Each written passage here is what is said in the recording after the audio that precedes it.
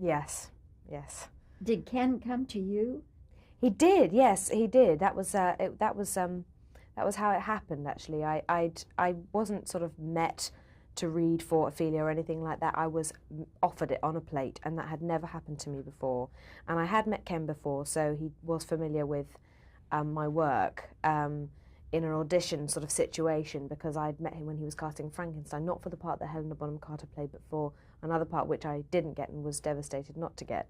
And Ken knows that as well. Oh, I wanted that part. So, but anyway, it was just offered to me, and of course I was totally blown away and overexcited. And then all of a sudden it was, hang on a minute, I can't do this. This is Shakespeare. This isn't right.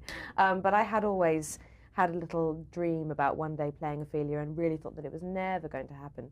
And suddenly it was happening, and it was very, very hard. I mean, I haven't been more nervous about anything in my life than I was about that, just because to me, every other actor working on Hamlet was a scholar. There was Sir Derek Jacobi, who of course is, widely experienced in Shakespeare, and everybody else, particularly Ken also.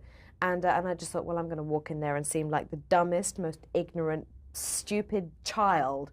And I spent the first week of rehearsals with my hands clamped to my cheeks, because I was just so embarrassed about everything that came out of my mouth. Even if I said, oh, does anybody want a cup of tea? It was the most embarrassing thing I could say. I was just petrified, and my cheeks were bright red, so I was trying to cover it up the whole time. But that went, and of course Ken and everybody else, we were all in the same boat. We were all as nervous as each other. And there were times in rehearsal when Ken would say, somebody please explain to me what on earth this means. He did it too.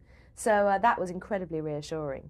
And Julie Christie, who became a great friend, was just frantic about it. Frantic she was. So we all really stuck together and listened to each other, and we were very comfortable about saying help, to each other.